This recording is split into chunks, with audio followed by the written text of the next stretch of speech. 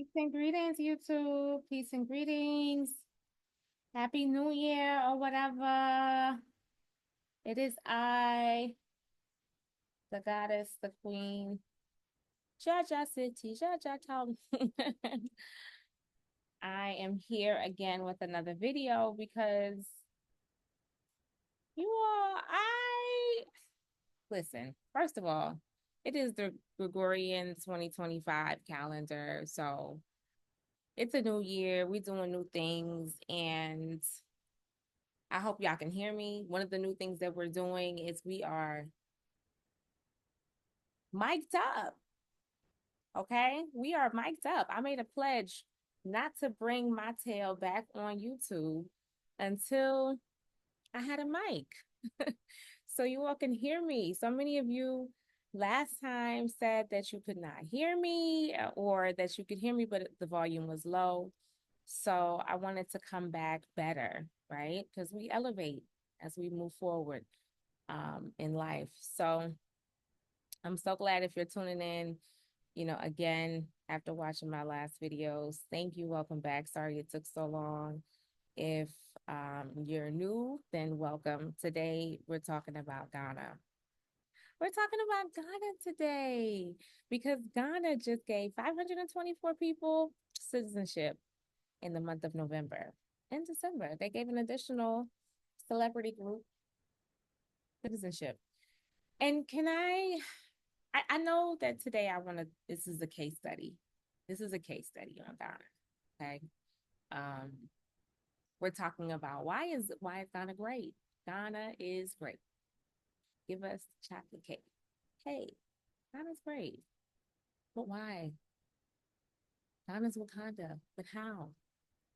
We're talking about some of these things. But before we talk about these things, I want to share my personal lesson and my personal experience with Ghana. Okay, so I went to Ghana. For those of you all who don't know, I came to Africa in the year 2020 during the pandemic, and I traveled to 12 countries in Africa. Well, 11. Let's count them. I went to Egypt. I went to Senegal. I went to Gambia. I went to Ghana. I went to Togo. I went to South Africa, Rwanda, Kenya. I went to Tanzania, where I am right now. I went to Malawi, and at the present moment, and the present moment I'm in Tanzania, but I also went to Nigeria. So that's number 11. So I've been to 11 countries.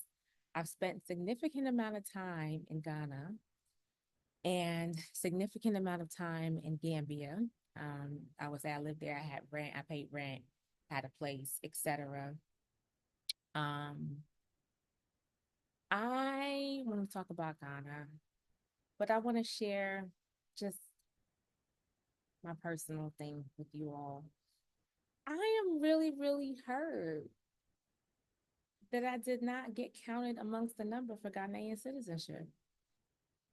I'm really hurt. I really am. I know you see me wearing this smile because I'm getting over it. This happened back in November, and when I went in 2021, I decided at that time that I want citizenship. I was like, I am coming back.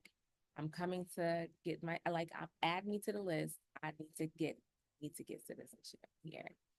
Um, I really love Ghana, and that's where I see myself being for life. That's where I see myself living, setting up shop, thriving, building everything. Ghana is my place.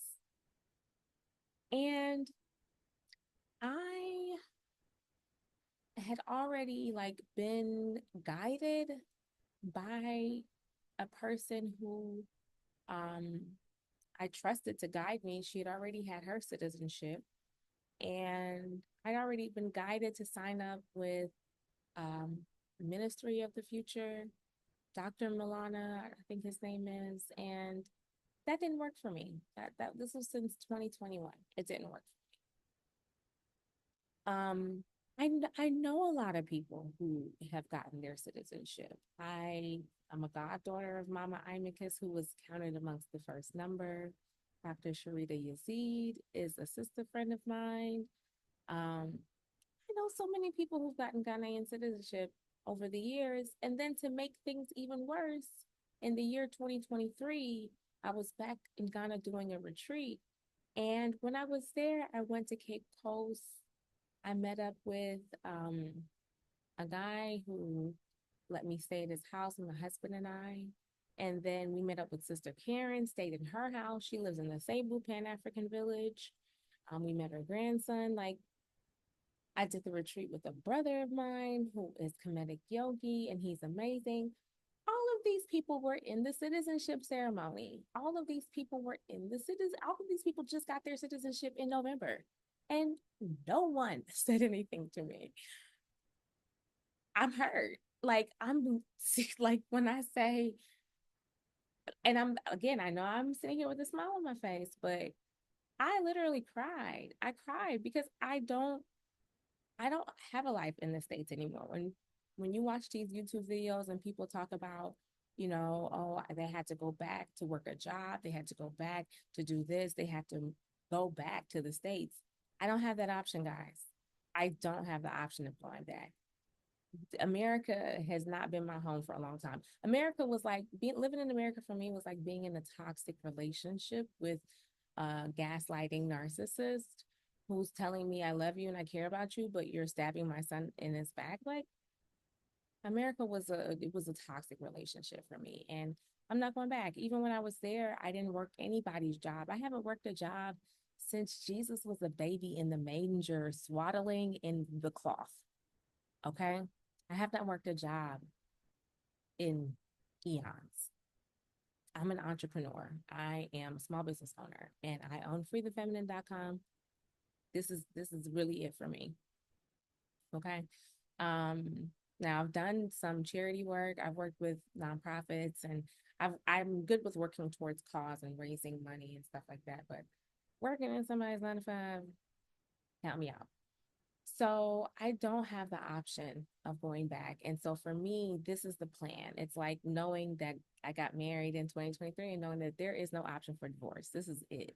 We are married. This is for life. This is what we're doing going forward. So anyhow, I'm not going to take up too much time. I will just say that I was extremely hurt through not getting through that process. And I've really had to make peace with that. I've really had to make peace with that because um, of what I'm about to explain with this Ghana as a case study story. It is a challenge to find shoes that fit you on this continent, right? Just being totally frank, for us as diasporans, for you as a diasporan, for you as someone who doesn't have a grandparent, a grandmother, grandfather, a great grandfather, even, or great grandmother who has a home on the continent, who has land on the continent, who has these wealth building assets. For you who are retracing your steps, oftentimes through intuition, through divine guidance, through matching pieces together, or sometimes through DNA tests. For you, it can be a challenge to find shoes that fit, finding the right country, finding the right city, finding the right tribe, finding the right group of people. All of these are complex layers of repatriation, complex layers of moving to the continent. And there isn't a one size fits all guide for them. So we have to do a lot of work in order to figure out where we belong. And one of the things that makes it really challenging is when you arrive in a place that feels good, you try on shoes that feel good, only for that country, that jurisdiction, that culture, those people to not fall into place in terms of acceptance, for you to find out that it's kind of hard to stay there, for you to um, be restricted in living there only to a 3-month period. So you have to do visa runs. And all of these things I'm speaking about are the case in a place like Tanzania. I live in Tanzania. I've been here for years. And many of the people that you may have watched who've done videos on Tanzania that are no longer in Tanzania, they're not here because they can't stay here. It's not an easy place to relocate to, repatriate to permanently, because there's so many hoops and so many layers and so many levels to immigration. Like we're literally immigrants here, and we're literally um unstable immigrants in terms of um our visas. We can only stay for a period of 2 years through whatever the case may be. I don't even know what marriage would entail, but you can apply for a resident visa for 2 years, and you can work a work contract for 2 years, or you can even own a business for 2 years. But the limitation is 2 years, 24 months. So the clock starts ticking, and 2 years goes by like this. So it doesn't really give a whole lot of assurance for permanency. It doesn't really give a whole lot of confidence to feel like this is my place, and I'm a part of this, and I'm welcome here, and they want me here. It just doesn't give a whole lot of that. So sorry, I'm leading up to Ghana as a case study. So at any rate, Ghana has been my favorite country. Out of all the countries I visited, we've gone through the 11 countries that I visited and that I have enjoyed. But Ghana is my favorite, and I call it Wakanda. And of course, I got my handy dandy notebook. So this is me looking down to my notebook. I call it Wakanda. Okay. I call Ghana Wakanda. And you're probably wondering, why do you call Ghana Wakanda? Why is it Wakanda? Everyone who's watched Black Panther knows that the biggest flex for Wakanda is that it held vibranium, right? I was about to say titanium, vibranium, and that vibranium in and of itself was um, a hidden resource. And I call Ghana Wakanda, especially for us as diasporans, because it it is a hidden resource for us. I want to make a disclaimer and say that in no way is Ghana perfect. Is in no way is Ghana heaven. Is no way Ghana without blemish or fault. Like there, I don't think that there could be any perfect place in this world, right? There's no perfect place. Even the U.S. once had a reputation um, for being this land where you can make the American dream possible. And it's clear now that even that's bogus. So there's no perfect place. But I'm speaking to diasporans for diasporans when I say that I would challenge you to find another place where you could get citizenship um, after going through the proper channels, which would be getting background checks, getting biometrics done, and paying a fee. Of course, I would challenge you to find a country that would just allow you without submitting a whole DNA test. That's another thing. I am anti DNA test. Let's just be honest. I'm not a DNA test kind of girl. I'm not going to do that. So, yeah. There's other countries, Sierra Leone. Benin just launched a program. Burkina Faso just launched a program that allows you to get citizenship through some sort of process with DNA testing. I'm not about to do it. Not about to do it, especially not after having a friend who's an insider who used to work for the DNA company and has just presented all these things that don't add up with the leadership, over the past 3 years, because the DNA company that used to do the Ancestry test has gotten sold. The one that she was working for got sold to some other people, and now who knows where that DNA is. I'm organ harvesting. I'm not about to do that. I'm not submitting my DNA. But at the end of the day, Wakanda is a land of resources, and Wakanda is a royal land where there was still a huge culture around chiefs, around tribes, around culture, around ritual. And we see that in Black Panther. We see all of that essence, all that swag, all that seasoning. And it's Ghana. Okay, let's continue. Wakanda was also responsible for infiltrating the US and learning about it. Ghanaians be in the States. Just recognize that, okay? And then Wakanda left us. Like, Wakanda left us, Wakanda abandoned us. And we ended up returning to get what we deserve. We ended up returning it and having to fight. Now, it's not a pretty story. We're not going to try to make this story something that it's not. The story of Killmonger is a very aggressive story. And truth be told, it's a story that a lot of diasporans can relate to. It's a story that a lot of people can relate to. The concept of just being left behind. Being left behind, that boy was royalty and he was abandoned. So even that concept of being abandoned really hardens the heart, really turns the heart to cold, really makes it hard for people to have this affinity and this love for Africa because it feels like you sold us off and you left us for dead. So there's a lot, and of course that applies to not just Ghana, but other countries as well. But absolutely positively, there's a lot of similarities that I connect to when it comes to watching a movie like Black Panther.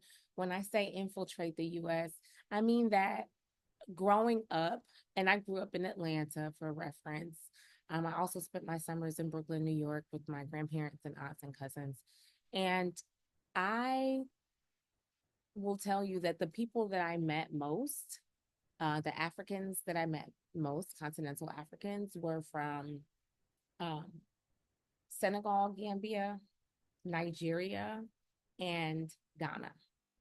I happen to have a really deep connection with South Africa later on.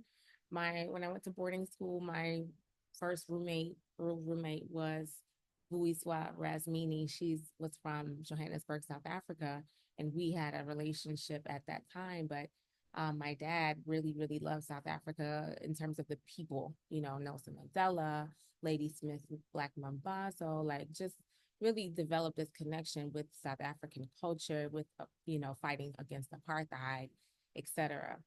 I even knew the songs in Zulu, as a child, because my dad would teach them to me.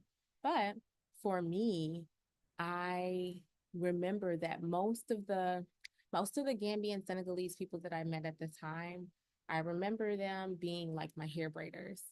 Most of the Nigerians that I remember meeting at the time were some sort of business people,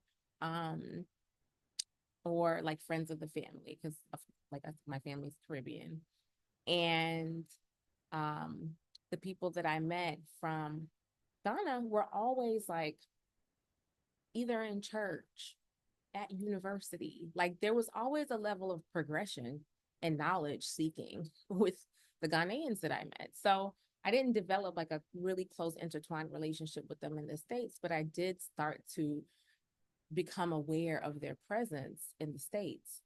And I will say that over the years, I've just developed a real love for everything Ghana's become. Kwame Nkrumah, the brilliance of Ghana, the leadership of Ghana, like historically, the fights, the struggle, the things that have been overcome. I can do a separate video. If you request for me to do a separate video on all the things I don't like about Ghana, I could do that. But as for us in this video, I gotta talk to you all frankly about Ghana 524 citizenship, the land of Wakanda. So my case study is really centered around what I've observed from the forefathers. Can we start with that? So once upon a time, Ghana was, just bumping around, kicking it, patty cake bakers, man. And you have Kwame Nkrumah, who like emerges and sprouts, and he's a scholar and he's amazing. And he has all of these ideas and visions for One Africa, for uniting Africa. And he becomes that dude. Like Kwame Nkrumah rises up and becomes that dude. You have the musician Fela Kuti, who rises up musically. Like, these are men with things to say. These are men who are legends. And one of the things that I notice is the impact that they had at that time on the people and the way that that translates to the present. Let's talk about the present first, and then we're going to kick it and go back. So when I went to Ghana in 2021 for the first time, let's be clear, I didn't even plan on going to Ghana. Like, I was like, I'm not going to Ghana. Like, I knew I was going to be traveling around the continent, you know, going from country to country, seeing which shoe fits. But I was like, Ghana, I'm not coming over there. And I didn't want to come over there because, remember, I grew up in Atlanta and I felt like Ghana was going to be overrated. I was like, oh gosh, everybody go to Ghana. I don't want to go to Ghana. Everybody goes to Ghana. I don't want to go there. I want to go someplace everybody doesn't go to. I don't want to be with everybody. Okay. So I was very clear about not trying to get mired up on the Ghana train, right? I know that there were a few people that I knew from the States who had went from for the year return. It was a really big deal. They made all this doggone money. I was like, oh, Ghana, y'all over there doing it. And I'm still not coming. The only reason that I came to Ghana is because my stepdad, my bonus dad, my God-given father, um, was calling me. You know, we were talking a lot because he has been coming to the continent since the 80s, specifically Ghana. And he was like, yeah, I'm coming back to Ghana, about to do some business, et cetera, et cetera. And yeah, I'll see you there. I'll be there on these dates. I'll see you there. So I was like, I don't know why you'd see me unless you're coming to Gambia. At the time I was in Gambia, I was like, I'm not coming to Ghana. I'm not coming to Ghana. And he's like, I said, I will see you in Ghana when I arrive. You have to come. You don't have a choice. And your mama's sending a suitcase for you. So you got to come get this suitcase. So I was like, okay. So I was like, I'm going to Ghana. So I went to Ghana solo. And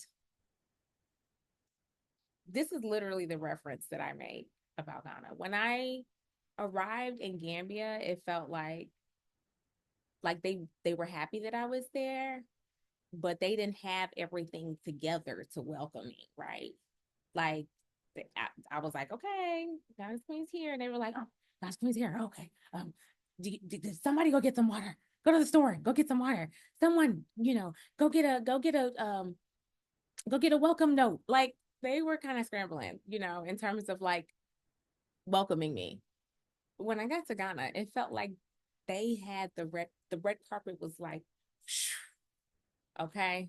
And they were like, and the flower bearers came and the trumpeters were playing and the harpist was harping.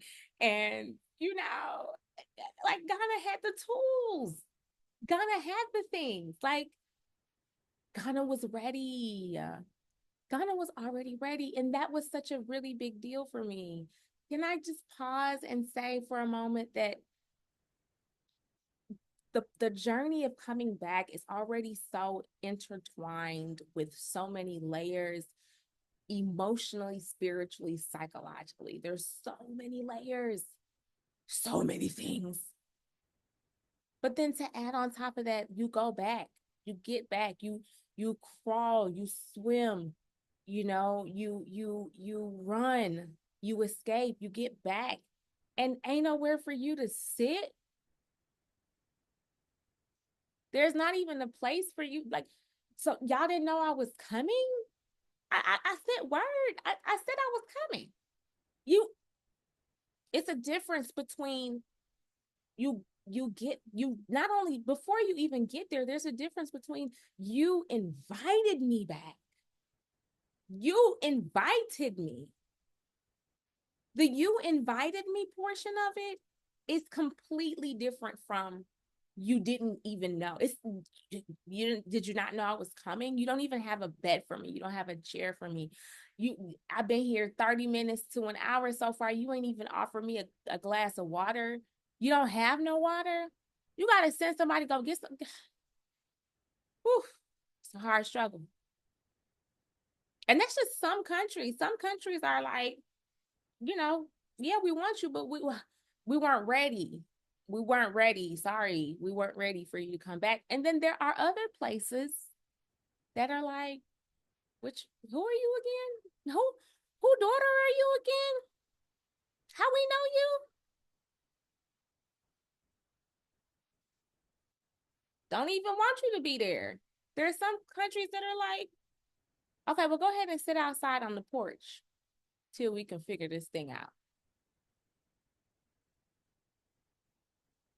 Everybody sitting at the table eating dinner, you got to sit on the floor and eat. It's different, you all. I'm just saying. I live here. I don't have to Google it. I live here. Lived experience. It's very different. It's very different. It looks different. It's different from visiting, it's different from touring. Lived experience. So there are levels, essentially. There are levels, there are levels, there are levels, there are levels. And with Ghana, presently, when I got there, the carpet was rolled out. Flower bearers, trumpets, horns, the water, the rosella, the you got it. Yes, thank you. Cool, fire, great. The drummers too. Oh, wow, give thanks and praise. Yes, Ghana. But what I really began to appreciate early with Ghana was the availability for conveniences. Okay. Um, conveniences and availability. Those things can make or break your repatriation journey. Like you need Clorox bleach to get something out of your clothes. You can't find no bleach, ain't no Clorox. First of all, ain't no Clorox. And then you can't find no bleach. Like at your local store, like just access to things, conveniences, right? Those types of things. Oh, Ghana got that. Ghana got that. Things that I had forgotten about temporarily while living in a place like Gambia, like using the maps, like being able to type a address in a map and then go there using the map, right? We can go there. Which I will say, Rwanda got it going on too for the most part. Rwanda, you can type the address and you can go there. Rwanda streets is on point, technology on point. Gambia, not so much. Ghana, Ghana had my back. Ghana had my back. I was like, oh yeah, I forgot about this for a minute. Okay. Like just small conveniences. Those were the things that Ghana reminded me of that were actually that these are actually important to me. I appreciate having conveniences. I appreciate having access. It's not on everyone's top three. Like when you make the list of the things that are most valuable to you, which is really important when you're repatriating, when you make the list of things that are most important to you, conveniences may not be the most top three. Medical may be part of your top three. Ghana got that too. What I deduced from what I observed in Ghana was that the forefathers, Kwame Nkrumah and his friends, his homeboys, they had such an influential impact on the grandfathers of Ghana at that time because they are part of the grandfathers, right? So let's look at the bigger population. They had such an influence on the grandfathers of Ghana that there were certain like lessons that were imparted that you can see being fulfilled in present day. Let me break that down.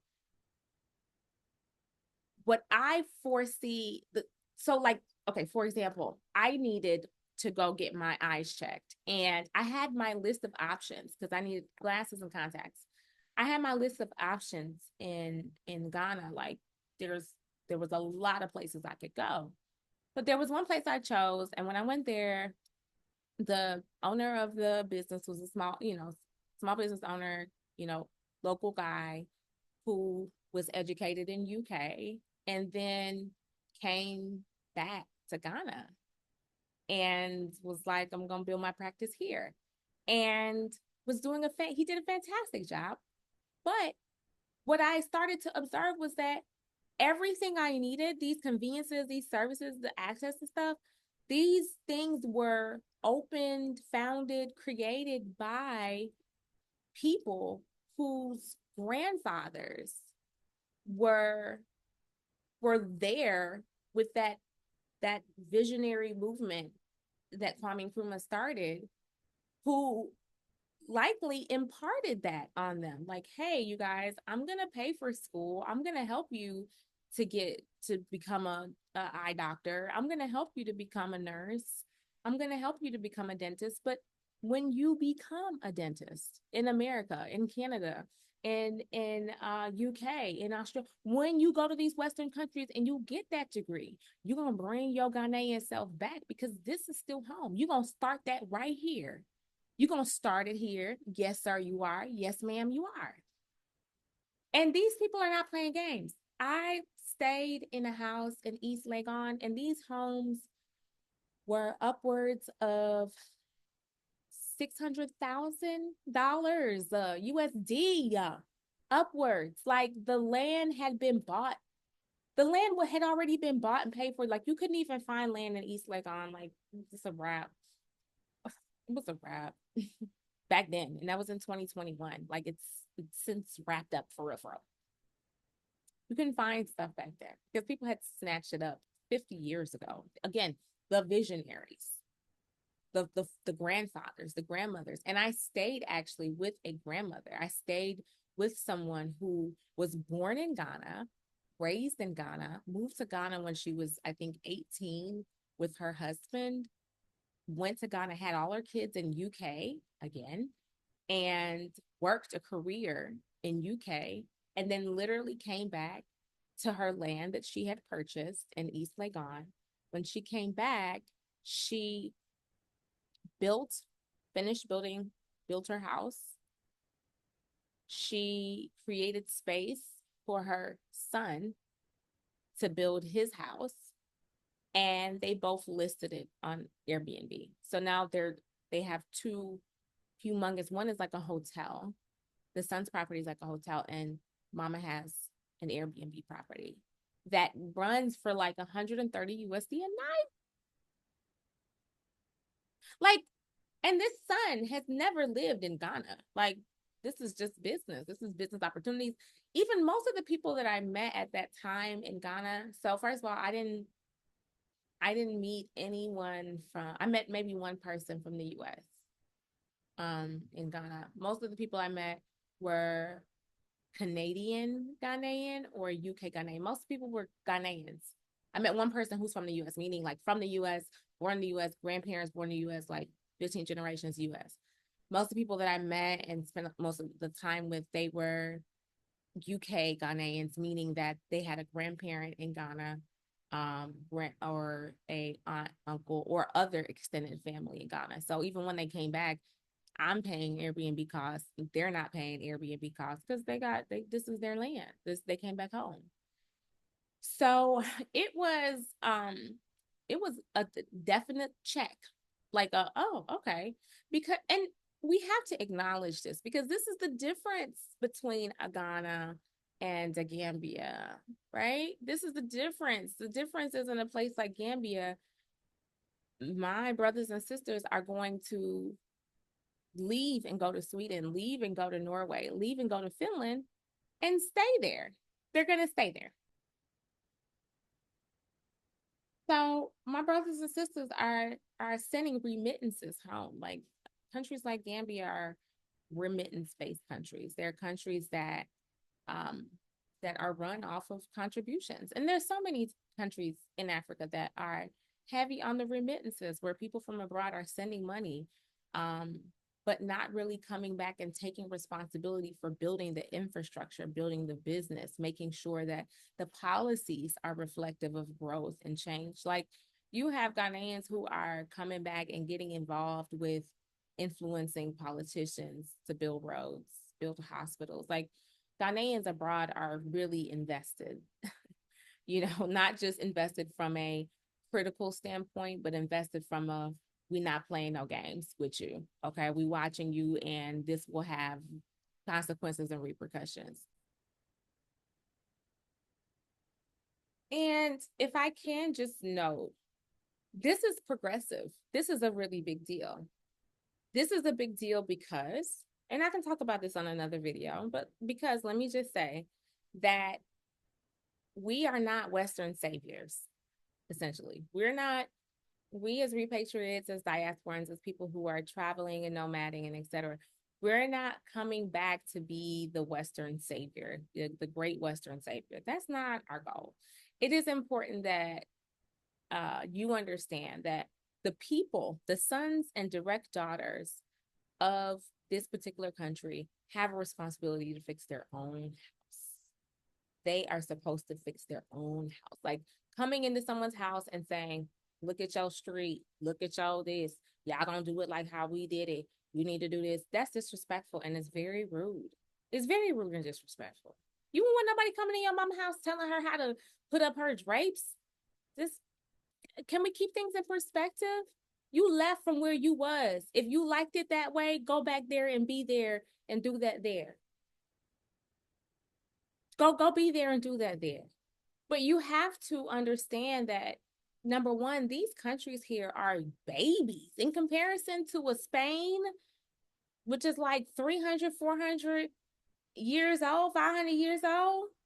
You're looking at a old whale versus a brand new baby whale that's 60 years old. An old turtle versus a 60-year-old turtle. These turtles will be like 300 years old, 400 years old. And Africa is a 60-year-old baby. They just got independence like in 1960. Okay, they're literally building everything from scratch. So that's why I say Ghana is Wakanda, because Ghana is the baby, but Ghana is like moving quick pace. Ghana is moving quick pace. Ghana's like, okay, what we trying to, okay, what we got going on? Like, where the grandfathers understood the assignment. The grandfathers was like, okay, hold on, let's think about this. Let's be critical thinking. Let's put on our thinking caps. We can invest in you and we can send you where you need to go because we do want to progress, sons and daughters. But you got to bring yourself, you got to bring your tail back. And you got to continue to expand this fabric here in our land. You can't put all your eggs in that German basket. You got to put them eggs in Ghana's basket as well. And it shows. It shows in the commodities, the resources, the services, the things that Ghana is able to offer and do. And it also shows up in what we're seeing with the 524 people in the citizenship. Let's connect the dots. Because I don't want to assume that they're just automatically connected for you like they are for me. Okay, so let's connect the dots. The way I see the 524 is the way I see everything else with Ghana. Ghana has spent a significant amount of time studying the West. That's why all these people have gone to school and got educated, got degrees in the West. And let me just make it into like a relatable story. I wish I knew how to edit and do video properly because I'd give you all a cartoon version, but can't do that. As a matter of fact, you should know I don't really edit my videos at all. I don't know how to do that yet, so still working on it. But I see it like this. I imagine, let's say our favorite show, our favorite HBCU show, Different World, right? I imagine Ghana. Remember I told you a while ago that I make countries into people. Like Morocco is a person and he's an Arab guy. He's got like 2 wives and like 10 kids. He's Muslim. He prays 5 times a day. Like, it's a person. Okay. His name is Ahmed.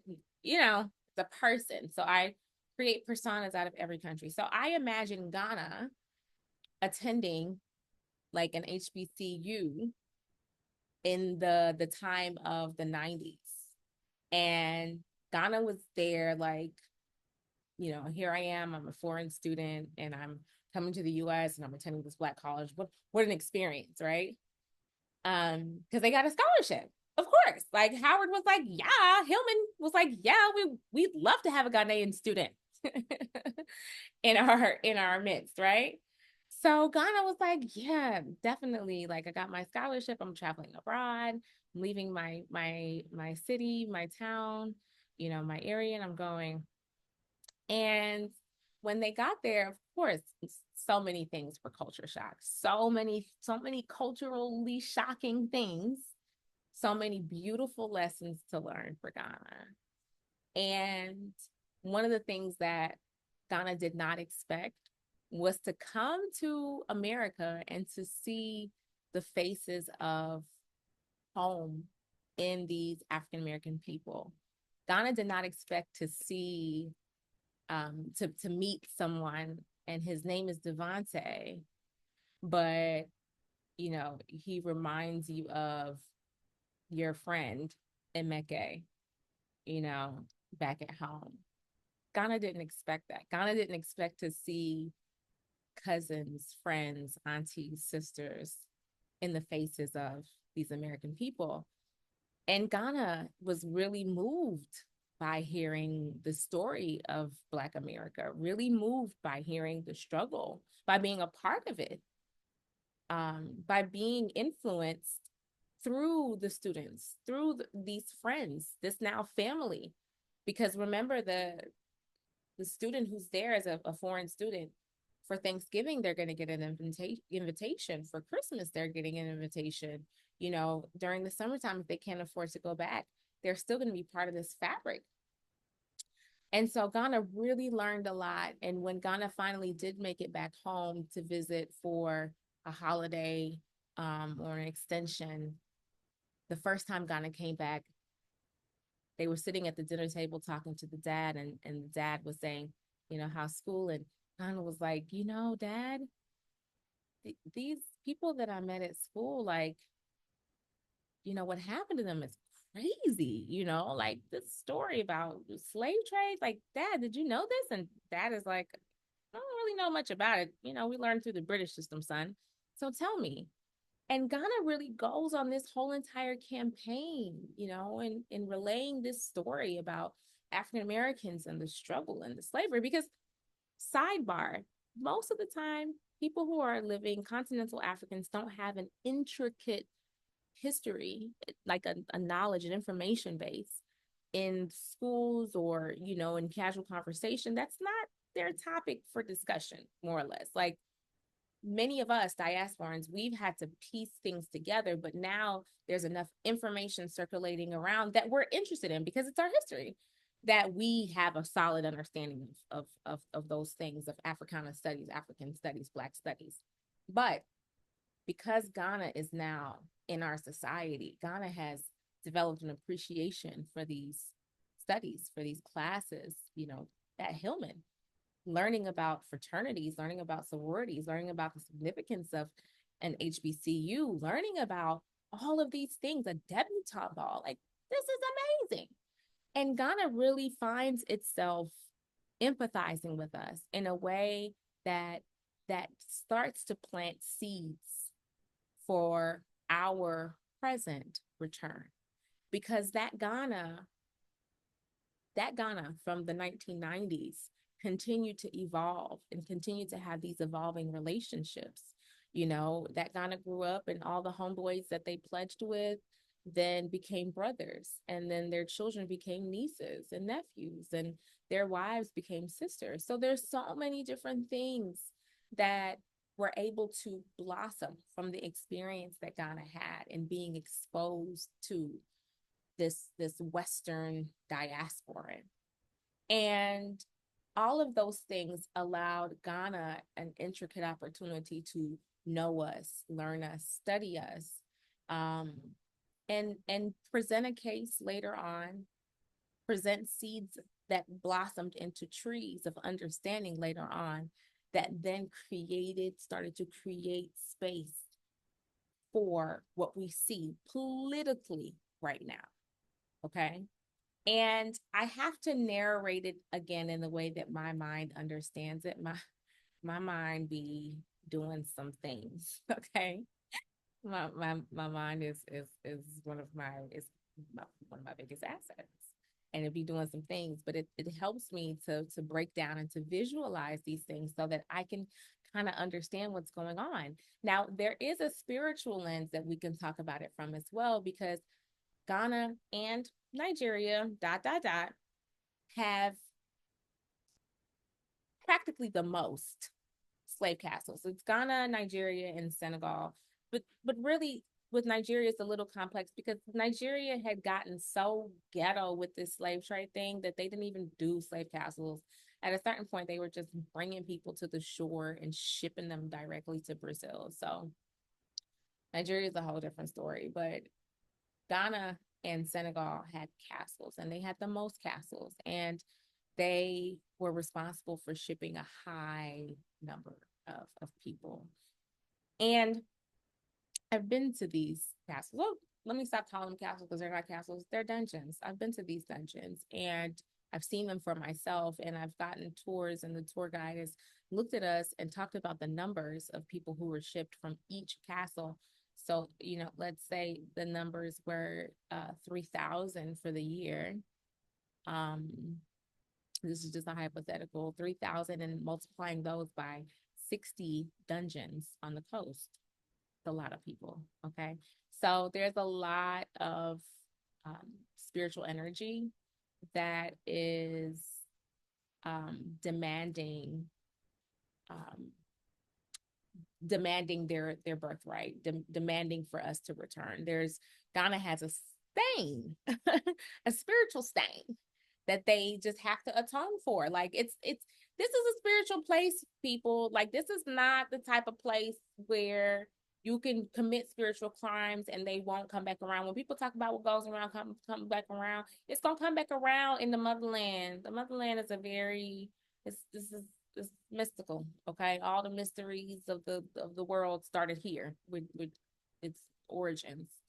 So there was a lot of imbalance spiritually, and Ghana has to atone for that imbalance. They have to reckon for it. With a place like Gambia, it's so different.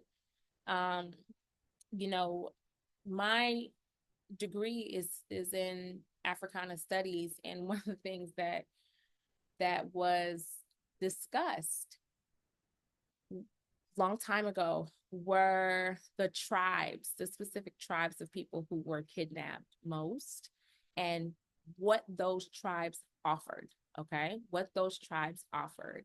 So, for example, let's say we're looking at the Mandinka tribe, because that is a tribe that is popular in Gambia and Senegal.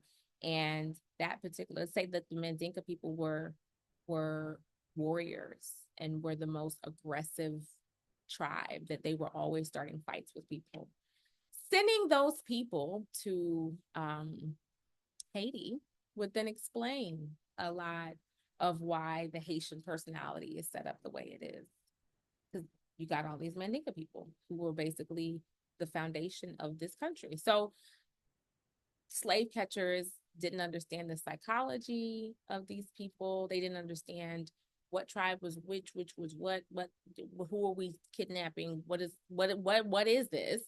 Who are they? They didn't understand any of those things. And doing that type of stuff willy-nilly leads you to be in a place where you don't know what you created, or you don't know who you affected.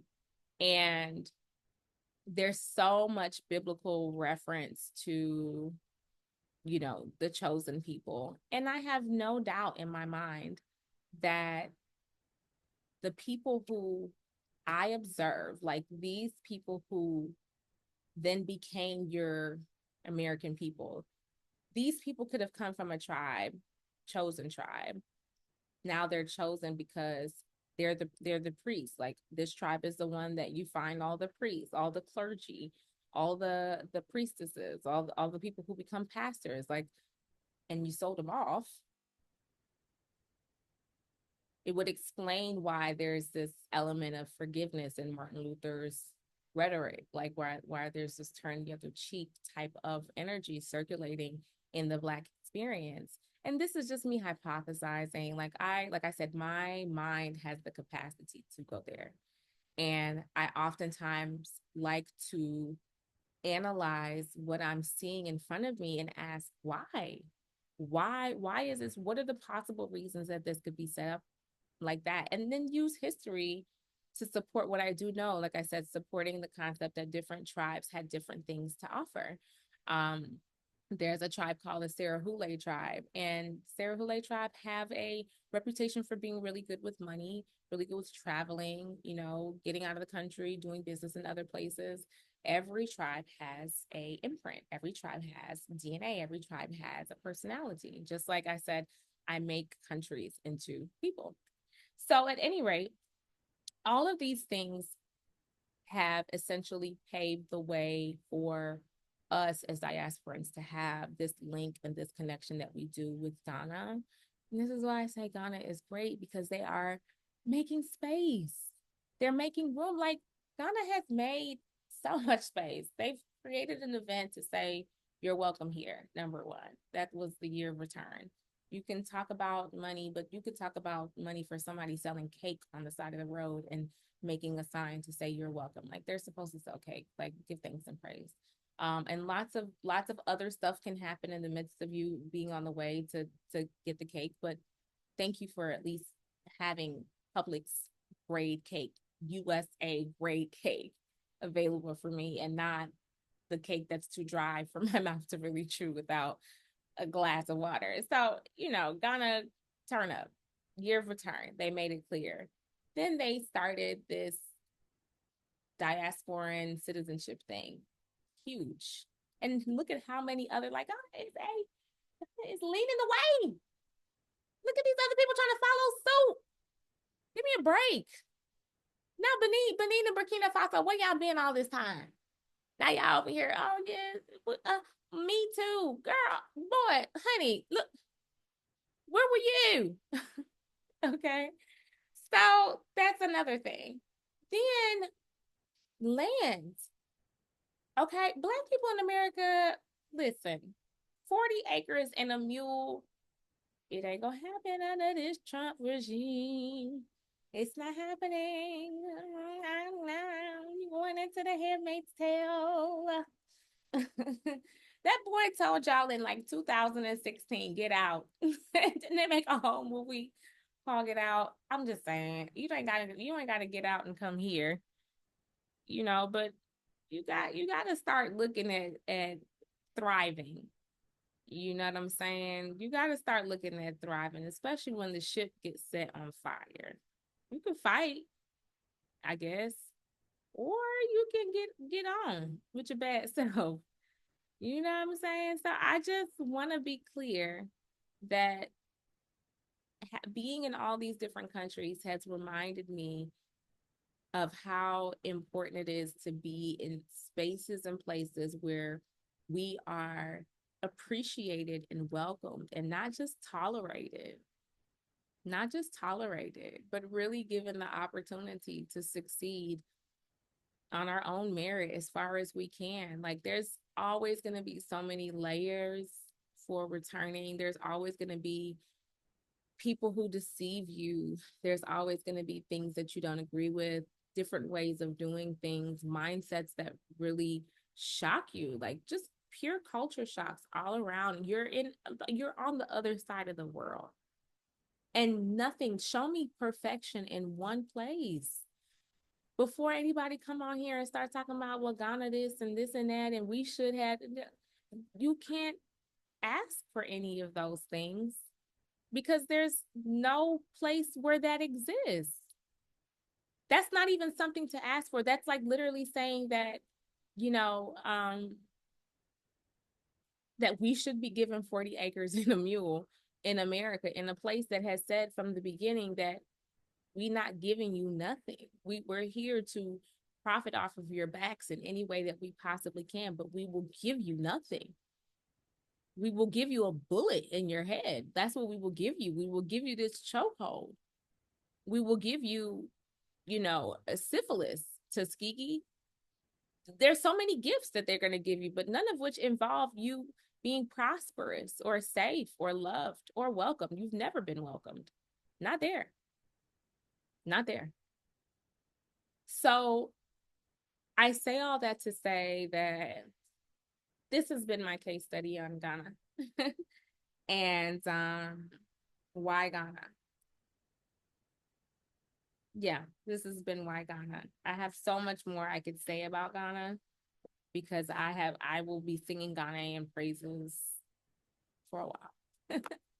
But this has been my case study on Ghana. If there's something, a particular question that you have or something I can answer for you, and if you've enjoyed this presentation on Ghana, my case study on Ghana, not my presentation, look, I'm clearly a student, so I speak like that. But if you've enjoyed this video, then you can subscribe and like and share. And if there is any points of agreement or disagreement based off your own experience, I would love to hear it. I would love to hear. And I would love to actually hear if there is another country that you think is comparable or even better. Like if you're like, no, girl, what you don't know about is this secret program that exists in blah, blah, blah, blah, blah to get citizens in, whatever, whatever. So I'd love to hear from you. And I thank you for watching today. All right, peace.